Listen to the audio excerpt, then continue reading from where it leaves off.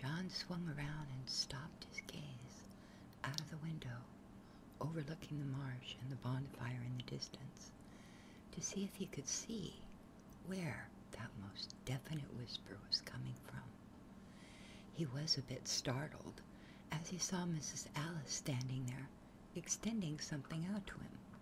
"Oh, John, I did not mean to startle you. I heard footsteps and assumed you were awake. The stew I gave you had delicious tender beef in it, don't you think?" she asked.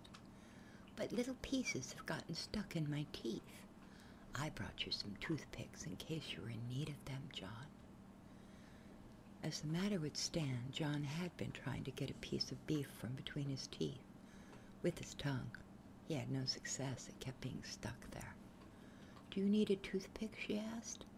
"Yes, thank you," he said, while still holding a candle that illuminated the grand-sized hallway for a few feet. Mrs. Alice had apparently come up the stairs and through the hallway in the dark. "How did you find your way up here, Mrs. Alice?" he asked. "Oh, I know this place as if I was blind, John. I've been here since I was a little girl." John turned and pointed to the bonfire in the distance. "What is that fire in the marshes way over there, Mrs. Alice?" "Well, John, it could be a number of things. Aren't you tired, dear?" John turned again and gazed out the window, and he saw a portion of the moat light up. It was a quick flash of neon seafoam green light, and it seemed as if it was illuminated from the bottom of the moat to the top, going upwards. It was unmistakable. John knew he had seen it. He quickly turned around to ask Mrs. Alice, "Did you see that?" But Mrs. Alice was already way down the hallway, and from way down there, she bid John a good night, from what sounded like a mile away. "She's just going to think I'm crazy," he thought, "if I ask her any more questions." "Oh, John," said Mrs. Alice as her voice trailed away, and she proceeded to go down the stairs. "I have left the front door unlocked, if you feel like a walk. Good night again, dear." And with that, she was gone. John continued to look out the large window that encompassed the whole wall, and noticed how the big full moon was directly above the window, now brightening up the marshes and everything in the surrounding area. It was a big orb in the sky. But what was that light in the moat? At that moment, a huge portion of the moat lit up. John watched in awe, thinking that they must have electric lights down in there. What seemed even stranger to John was how the moat was quartered off, as if it had little individual rooms going all the way down it, so to speak. Instead of being one long moat, it was chopped up into little rooms. The light changed colors as if it was being theatrically lit up, each of the rooms having a different color, and each one in sync with the change in color of the lights, from green to blue. Then in another area, it might be pink or yellow, red or gold. The lights were ever changing, and no section of the moat was the same color. It really was very pretty, in a mystical, magical sort of way. It also appeared to John that things were moving down in the moat. He decided to go check it out and have a closer look. So he took the candle and he went down the hall, passing large portraits that hung on the wall of people that seemed to be looking at him and following his every movement. He hurried along and went down the stairway through to the big foyer, and just about made it to the door when it seemed like a large shadow darted next to him before he opened the door and went out. One area of the moat was lit up with golden light, so John ventured as close to that part of the moat as he dared. As he approached, he saw a beautiful maiden lift herself partway out of the water. Her hair was dark and flowing with a shimmer that was almost as radiant as her skin-tight garb, and her hair was adorned with jeweled shells. She only lifted herself out of the water far enough to rest her arms on the side of the moat, up on the land. Now she smiled and giggled at John, looking directly into his eyes. "You really should gaze at the different things going on in the moat world," she said to him.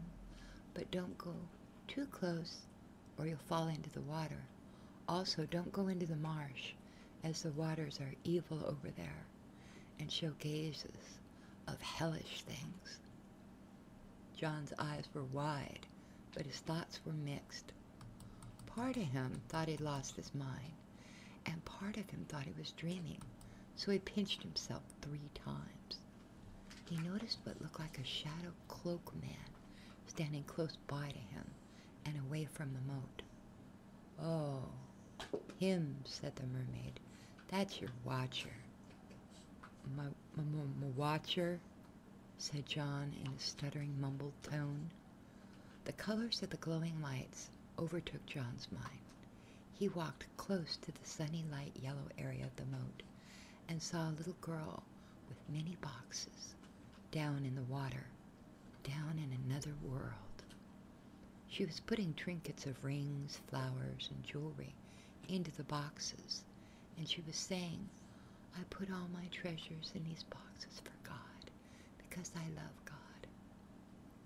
But an older woman was hiding the boxes from her as soon as the little girl filled them. Then John moved along down the moat and saw poets in another quartered-off section, where it was all green, and they were proclaiming proses, and people listened with their ears stopped up, eyes in blindfolds, and gags over their mouth. Some were just listening and had nothing over their ears. They were able to pay attention. Whole worlds were happening in the moat room. Room by room, all sections of the moats were displaying a revolving change of color. It seemed as if a person only had to jump in to join whatever world happened to be going on that you were looking at. It was tempting to John just to jump in when he noticed the cloak man again. John swung around and in a demanding tone shouted to the cloaked figure, "Who are you and what do you want?" The figure grabbed John, and holding on to John, they both went flying into the air. The man had suddenly changed in appearance. John was petrified, thinking he would fall, when the man just held him out into the thin air, and John just floated, and he could see 3 heads covered with eyes and a long trunk-like nose that was a cross between an elephant's and some kind of beagle dog. He spoke mind to mind with John, like what they call. Then they were flying above the surrounding area. John actually got the entire topographical view of the mountains and the valleys and the marshes. John was able to perceive everything.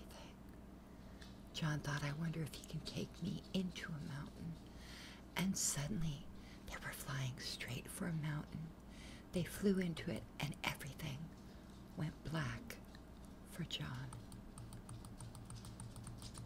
When John awoke, he was in his car. He could see the rain lightly on his windshield. A van pulled up next to him, and 2 young men dressed in wetsuits, carrying surfboards, were about to head to the beach. John got out of his car and inquired to the young men about the ruins and the castle. They both just stared at him, kind of puzzled, and in a serious tone told him they'd lived there all of their lives and they never knew of any ruins or castles. They informed him that there pretty sure that they would have known if there were ruins or castles anywhere within a 10-mile radius, maybe 20. Then they grabbed their surfboards and ran down to the beach. John also went down to the beach and found the tide pools, but no bottle with a message in it, and no trail, even though he had spent some time looking for it. Finally, resigned that he had just nodded off and that everything had been a dream, he returned to his car. He started the engine and got about a mile down the road when he saw a young woman hitchhiking. He took a good look at her as he passed. Then he stopped and offered her a ride. Something he had never done before was to pick up a hitchhiker. She got into the car and smiled, saying she was only going a short distance up the road and that her name was Rose. He introduced himself, and she began to giggle. John asked her why she was laughing, and she replied, well, I always have to say something to someone if they have something wrong with them, like lipstick smeared on their lips or something. And you have a piece of meat stuck between your teeth. I have a toothpick. Do you want one? This is Good Whispers, and I thank you very much for listening to the story. Have a nice day.